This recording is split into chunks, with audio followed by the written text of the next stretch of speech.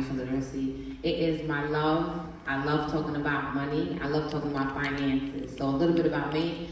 As Fatima said, my name is Lakeisha Small, and I help individuals and families navigate the complexities of their financial planning, right?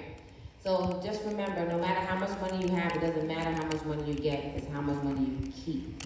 Because the money you keep is the money that you'll be able to use. So as Fatima said, I'm a nurse for 23 years, and I've been an independent financial broker for 4 years. This, excuse me for this slide being a little blurry because of the parameters of the form. But basically, the first step of financial planning is having a monthly budget. How many people have monthly budgets? Good, I'm proud of you. No monthly budget? No. Okay.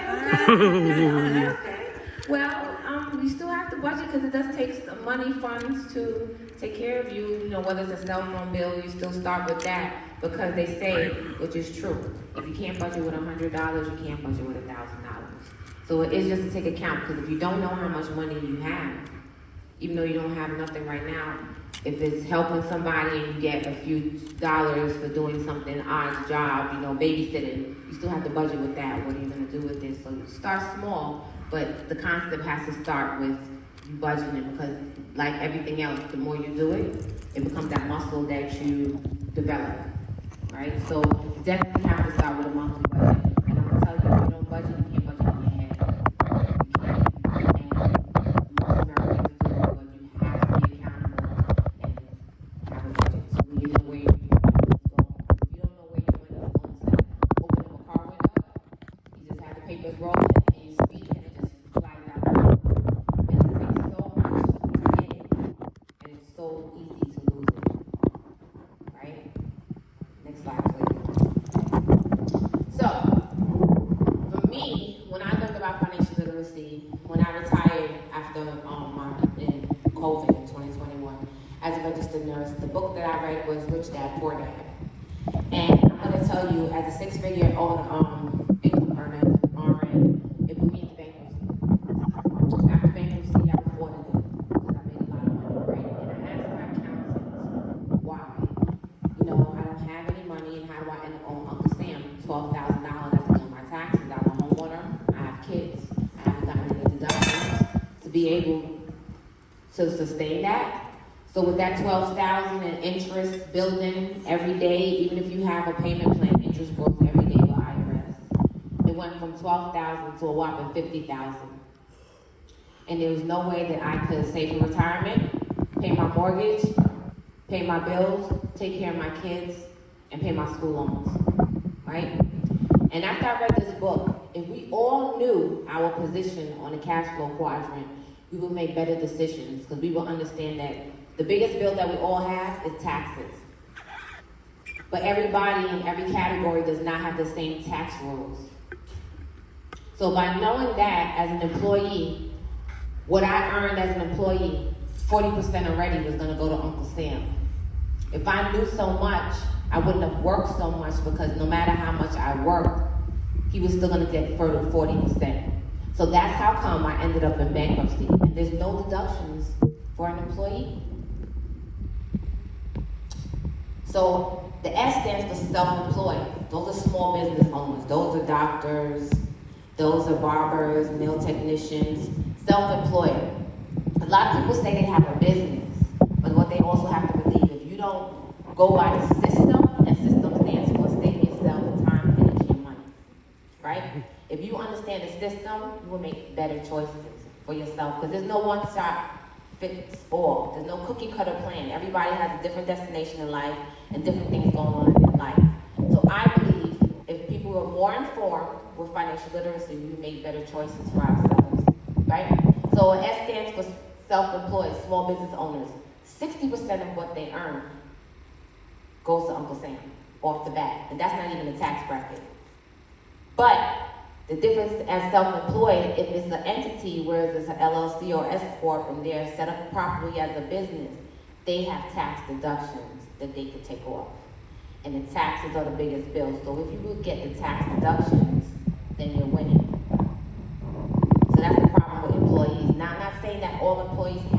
have businesses, but I'll get to how money works later. But just understanding on the cash flow quadrant where you belong, you'll make better decisions. You probably wouldn't work so much, and then you'll probably think about maybe having a small business and how that will look for you and your family, right? So the next quadrant is B, big business owners. They only pay 20%. That's Amazon, Facebook, all those big companies, Walmart. They only pay 20% in taxes. McDonald's. So, and an investor, which is I, they don't pay any taxes. That's also McDonald's. Because you could be in the big business as also an investor. So, how many people think that McDonald's is about burgers?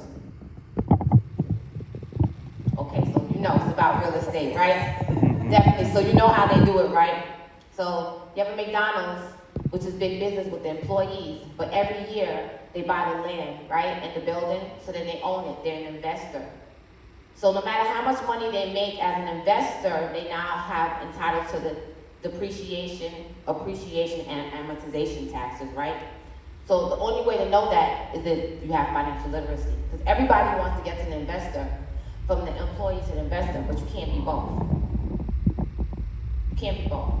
You could be a B and an I, you could be an S going to B. You can even be an E and an S, but you will not be an E and I. You can't pay 40% in taxes and zero. Because you know why? The one that pays zero doesn't have a job. They own the company. So for me, that was a big, big game changer that we're not taught, right? And if we knew this, we would make better decisions. And the way everything is right now with inflation, the answer is not to get another job. Because the more money you make, remember I said, the more taxes you owe. So it's about getting tax advantages. So everybody knows, and everybody heard of Albert Einstein, right? And Albert Einstein says compound interest. And a lot of times we buy or invest into products and they tell us compound interest. But if we understood the definition of compound interest, not everybody can tell us that. Sometimes people don't understand what compound interest means. So compound interest means it's the age one of the world. And those who understands it, earns it. And those who don't, pays it. So if you get your paycheck and you're paying bills, compound interest is working against you. Right? So that's how it goes. That's how you know compound interest will work for you or against you. If you don't understand what it means and you're only paying bills, it's working against you. And the solution to that is to find out where is the holes. Going back to starting to the beginning of budgeting. All right, next slide, please. So I wanted to share with you the difference between compound interest and simple interest. So as I said before, compound interest, what it means is that you're earning interest on the interest and the principal. So one of the vehicles that gives compound interest is a life insurance policy. Because the money that you put in there, you're paying on the interest, you're earning on the interest, but you're also earning on the principal. So you're earning in two different places. Where simple interest, you're only earning interest on the money that you put in at that time, not the money that was saving. So in traditional savings plans or traditional retirement accounts like 401ks, those are simple interest. It's not compound because you only put the money in and the interest you're getting is just on the money you put in, not on the back end of how much the lump sum is in there. As well as mortgages. We pay our mortgage, it's simple interest. Compound interest is working for the bank against us. So if you pay your mortgage late, compound interest is working against us. The banks have. We're only working simple interest. So you have to put money on your interest and the principal. That's how it works. There's two different sources to understand the difference between the compound and the simple interest. As well as when compound interest is just like it says, compound. There's no market loss.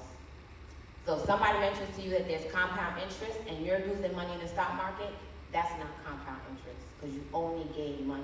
You don't ever lose. Okay.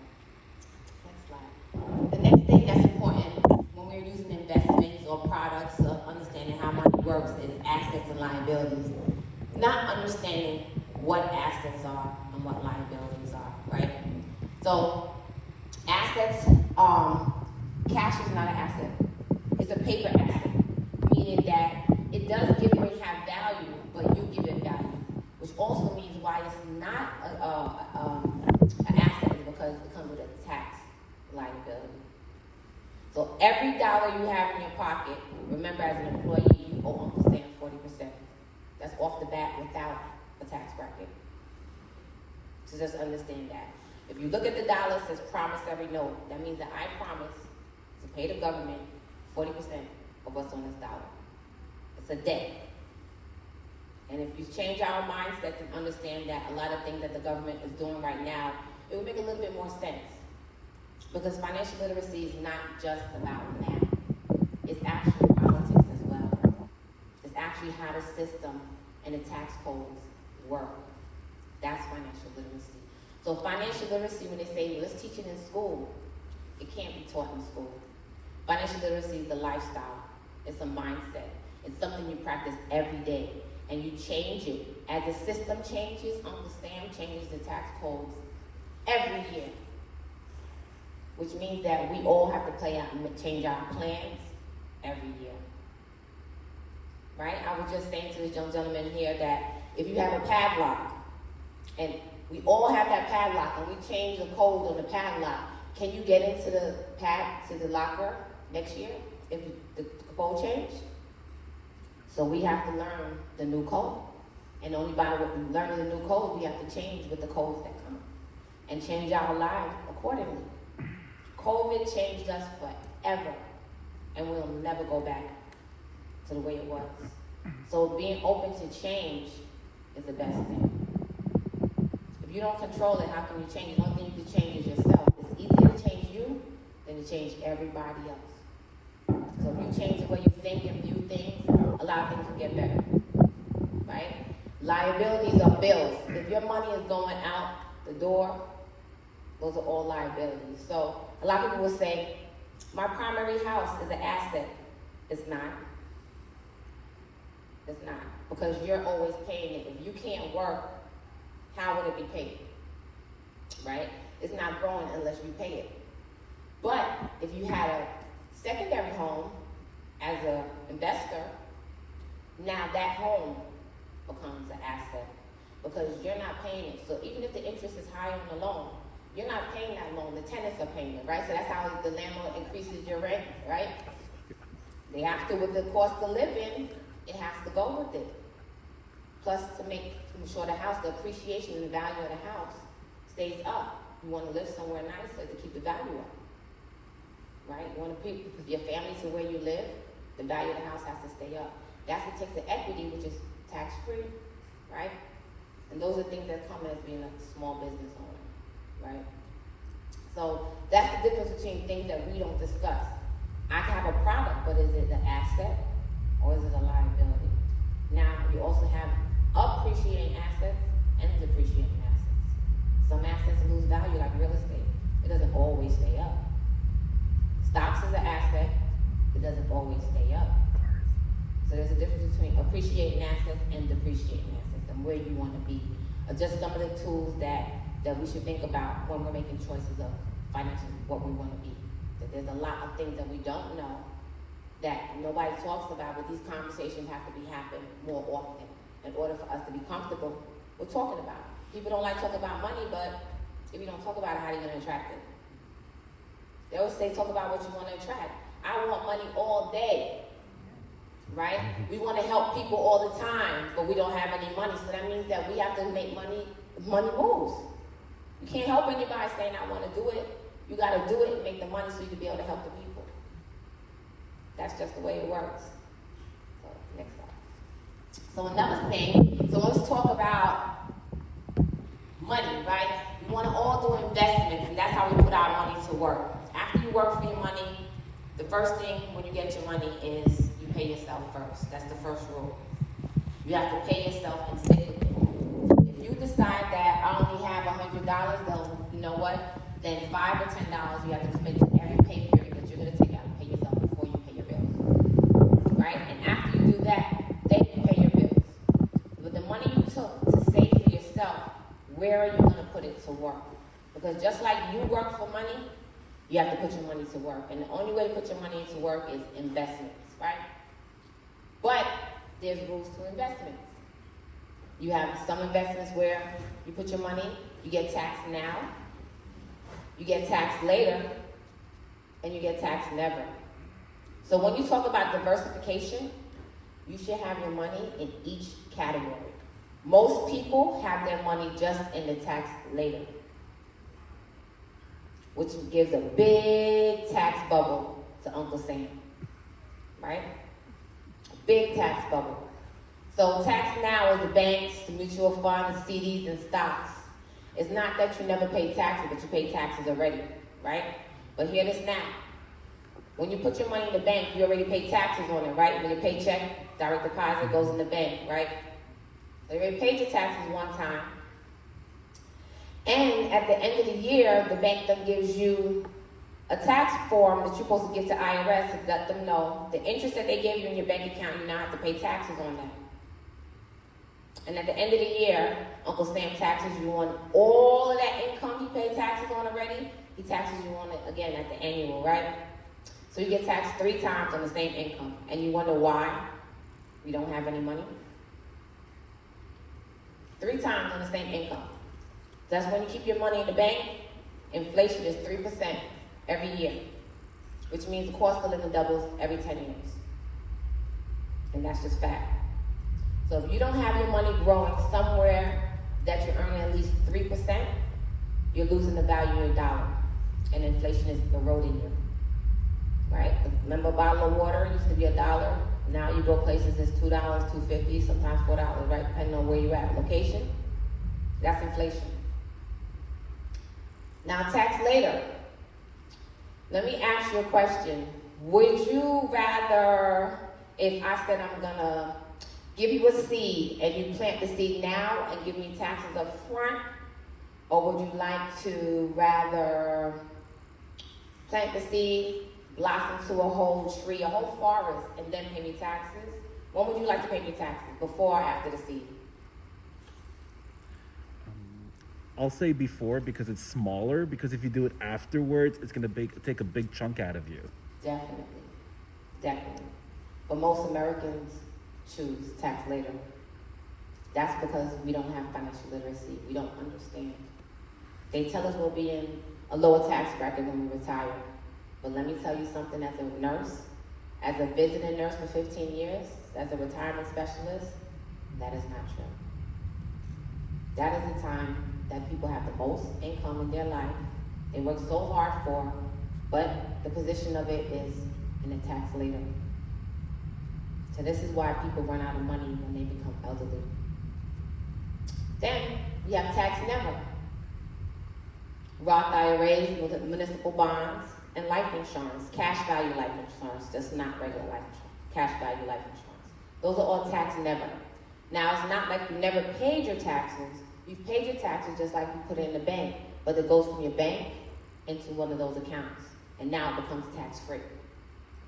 So it's the position in where you want to put your money, and know that it comes with tax implications later on. So sometimes having too much money in the tax later is not great. It's more the position, more of your money in the tax never. Because as inflation erodes and doubles every 10 years, you're better off having most of your money in the tax never. Not having that problem with Uncle Sam, because right now, taxes are going up. And it's actually on sale. Right?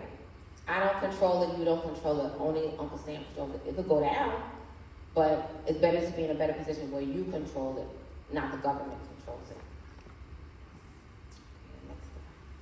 So these are just a few things that I put to the rules of money. As I said, pay yourself first, learn how to invest, give every dollar a job.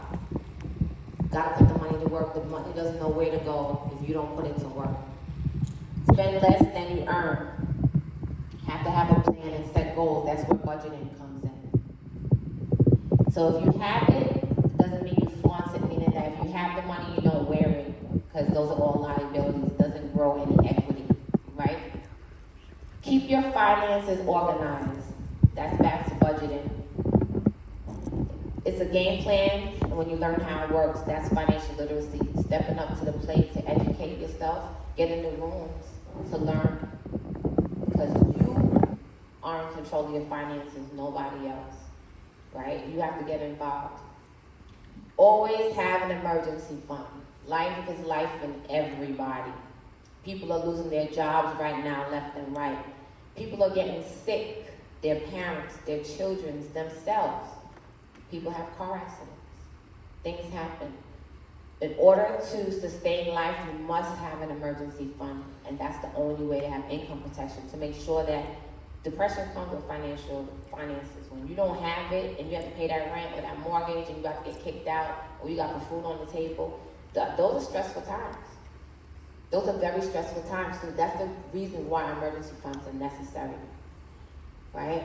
Always make money work for you. I had said to the gentleman earlier that Warren Buffett, he said that he loves Dave Ramsey, and I said he's great, but I love Warren Buffett because Warren Buffett's number one rule is never lose any money. And rule number 2 is never forget rule number 1. So you always make your money work for you. And learn how to make money passively. This is the time. What worked for you 10 years ago, our parents, now grandparents, the world has changed. Those are Little House on the Prairie days that we lived in before. This is iRobot. It's time to step up and step in and change. It's time has changed. You gotta make passive income and learn how to do it, else you won't sustain what's coming. And that's just the facts. Use it to solve a problem. You know, if you help people, God will always bless you. Because remember, same how you could be in a position where you're looking for somebody to help you when they're coming, you prayed for it, somebody came and helped you. You then, in return, help somebody else. God helped me, right? I went through bankruptcy, audit, and everything, and I'm paying it forward by opening my financial agency to teach people how to be more financial literate and responsible. How to have wealth management, and let's talk about having those concepts now. Because I see kids, they have money, they say, my parents gave me money, but they don't even know how they got it and they spend it. So if we don't instill it in our children today, those are the kids tomorrow when they become adults, and when you need help as an elderly person, they can't help you because you never gave them those qualities. School is not going to do it. The streets are not going to do it. It's parents have to do it and take responsibility. Know how to risk it and leverage it. So, as I said, investments. The stock market is not bad. It's where you put most of your money. So if you have an emergency fund and it's protected, by all means, go to the stock market, but you can't skip. You can't put all your money in the stock hoping for a day you're gonna hit the stock market. The compound interest doesn't work like that. And if your emergency funds are in the stock market, that's where you went wrong. That's where you went wrong. That's your play money. Because at the end of the day, it's not yours, it's Wall Street's money. You gotta wait, and you have to pay capital gains tax on it. So when you use the money in your 401k and your retirement plans, you're actually selling your stocks, which means that you have to work harder and work longer, right? Don't use credit if you don't have the cash. Credit cards are fake money. It's not money, it's fake. When you charge it, that's when you create an event and you made money come out of the card. It's invisible, but you owe, and you owe interest. And if you don't pay it, that's when compound interest is working against you. The interest will double, and you'll pay double than that if you don't pay it in 2 years. And those credit cards, if you see those interest rates, 23%, 37%, that's a lot of money. Most people are just paying the minimum. And that's how the banks make money. They say the banks make money off of us? Yes, it's a business. But they love people that don't pay their bills. That's how they make their money. So if we don't want the banks to make money, we gotta get smarter. The banks have a thing where they call it debtors and creditors. They don't like creditors because they pay their bills. The debtors, who they like, people that keep the debt. They make money off of you. That's what they like. They don't send the cars that come to your house. They know who don't pay the bills. They don't send it to people that pay their credit cards, so they don't make money off of it. But if you have a hard time paying your cars all the time, as soon as you pay that car off, here comes your bank or your credit union sending you another card. Hey, we need you to open up something else. Just keep you in debt. And you go for it. You don't need it. It might be a want that you use a card for, but that's what happens when you have poor money management. Right, they give a card for a reason. It's called leverage. So it's not what you make, as I said at the beginning, is how much you keep. And that's the key. Don't let them change you. Say you get 100 million. Well, how much of it do I keep? Because that's on paper. How much of it do I keep? Now, if we can tell me how much of it I keep, then that's a discussion. But you won't get me by how much I can make. So that's it. That's that.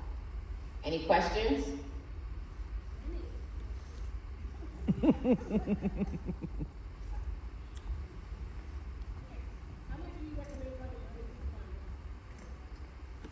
How much do you recommend to have for an emergency fund? Definitely depends on your lifestyle, your kids, your bills, it's your monthly responsibility. It also depends on your income. That's why we start with a monthly budget and where you are. So if you already have bad credit and you're trying to clear it up, that comes with sitting down and really getting personal with your finances. You really got to think good about money. You have to have a good money relationship in order to attract the money. The money likes to multiply, right? So you have to be good with it in order to be good to you. But you have to start with budgeting first. Know how much you're making, what's your goals in the next 3 to 6 months, but you can't have a goal if you don't write it down. You know where you want to go. You just spend money out the window. So you have to actually know what you want. Write down how much you make every 2 weeks. Are you in debt? Let's go through that. Those are the things, and then we can work down how much we can probably maybe tweak it. Maybe you're going out too much. Maybe we're going to have to change that. Maybe not cut back on the cable. Maybe go to basic. It depends on where you are and how much you have the coverage, and if you have responsibility to take care of somebody, then I'll be able to tell you how much you should have. But you should have at least 6 months in the bank. If not in the bank, it should be in an investment where you could go and get it. That's a liquid, possibly without paying taxes on it, because then you're called a taxable event. And if you earn a lot of money, worth 6 figures or more, put yourself in another tax bracket. What would you recommend for that liquid investment? It also depends on your goals, where you want to go. So I could discuss that with you later on, probably where you want to go. But it also depends on, do you have life insurance? No. Okay, so as a visiting nurse, I'm going to tell you, I'm going to ask you, why?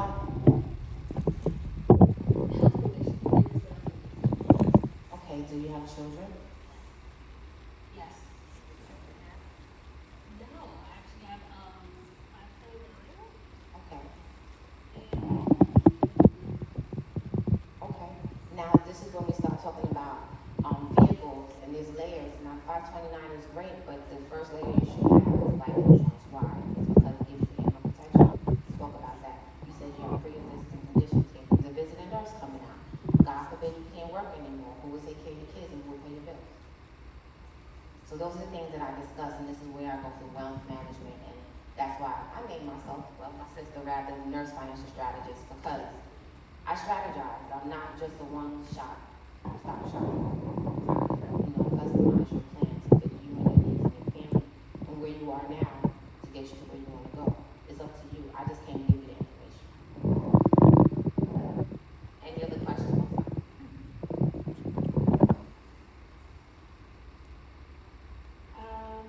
Current portfolio advice, understanding where we are in the financial world right now and with inflation. So just like generally what portfolio should have in it. Okay, so is 100% of your portfolio in a tax never or tax? Do you have it diversified where some is in a tax free? How much interest is it earning? See, these are the things we have to find out and write down.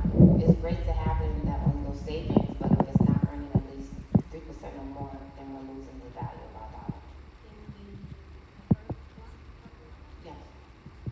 So the tax free, you gotta add wherever you put your money, you gotta ask them how much interest will you get. Most banks are not giving 3%. I can't remember everything else you had in that block, but diversified across the board, pretty much. Cumulatively, much better as you go into the tax number. But okay, yeah. Give me a lot to think about. Yeah. And I'll give you my card and then we can have a conversation. Any other questions?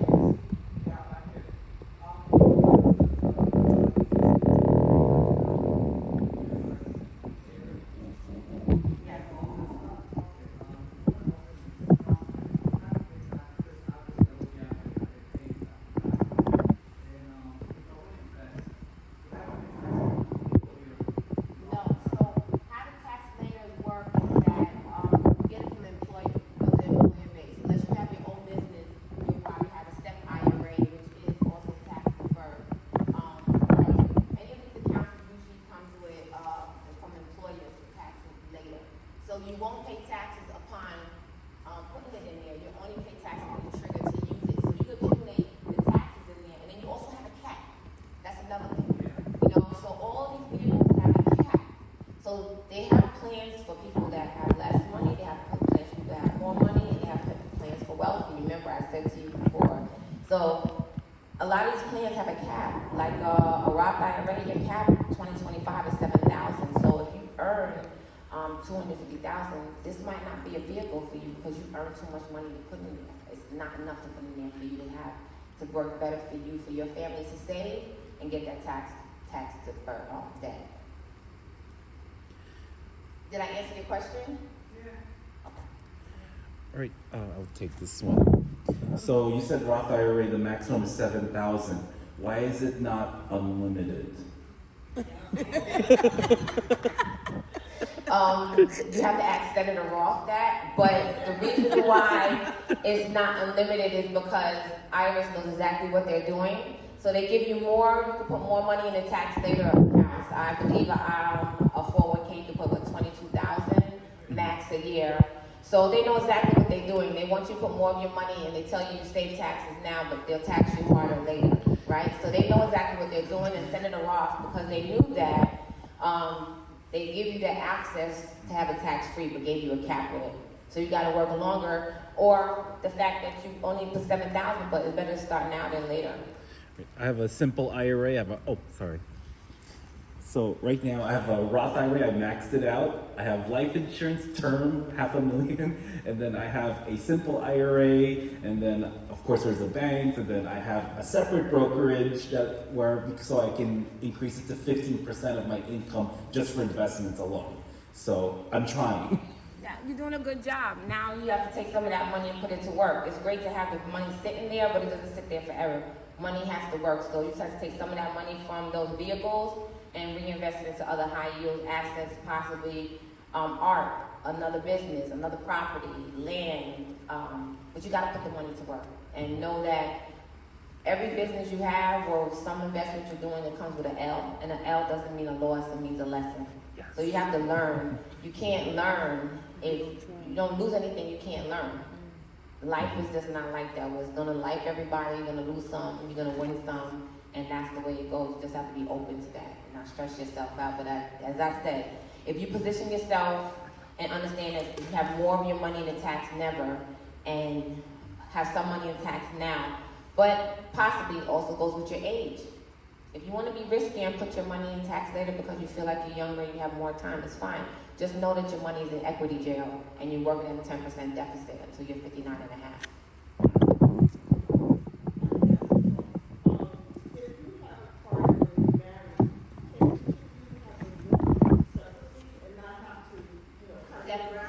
Definitely, I would say that you get down with your partner and you take advantage more of the tax number. Because I will tell you also, as a visiting nurse, all the plans that come with a tax later also come with a tax at 73 and a half. It's called RMD, Required Minimum Distribution, right? And what it means is, Uncle Sam will tell you from your retirement company how much he wants you to take out every year. My mother is 74, so I'm doing it for her right now.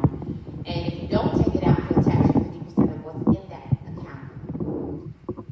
And which can mess up your Social Security 80% penalty, which can mess up your Medicare, right? So it's very important that we understand how these vehicles work, not now, but also for later. And that's what I offer with my services for people to understand. It might be good now, but maybe at a certain time of your age, it's time to position it later, like now. Elderly people looking to retire, if they're not pushing their money from the tax later to the tax never right now, do you think anybody's parents could lose about 40 or 50,000 right now with the tariffs? When are they going to get it back?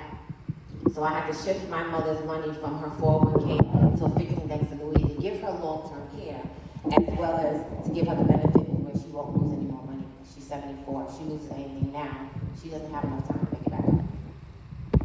So just know that there's vehicles here, they play a position, but they're a position for certain parts of our life as well. Depends on our age, our lifestyles, and what's going on with our life. There's no one-stop shop. Now, a cookie cutter, and it's the time to get more intentional and get financial literate. This is the time. Because if you don't, you'll get left behind. All you worked so hard for in the last couple of years or whatever will go, and you won't get it back because the times have changed. Thank you, Mrs. Small. We appreciate it. Thank you. Sorry. Last one. I think you answered the question about having more than one Roth IRA. But what if you just like a single person? And can you get more than one Roth IRA doing a Roth IRA through like a business, like you open a business and open it that way or something? Definitely, small business owners do SEP IRAs, but definitely a Roth IRA. But what about annuities? Annuities give you guaranteed lifetime income where you can't run out of money. You know, those are other options people don't talk about. Fixed index annuities. It can't run out of money. It gives you interest, and you can take your RMDs out of there and still you won't run out of money. That's what I gave my mom.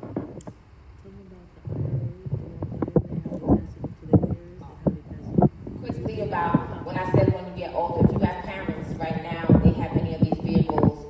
I also talk about estate planning as you get older, and maybe they don't have enough assets to do a trust, but they definitely need a will prep.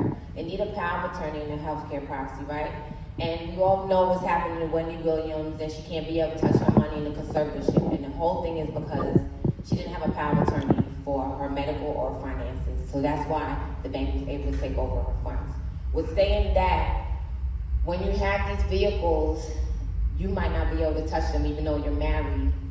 So understand that you have to know that if your spouse passes away or gets sick, some of these accounts might be frozen.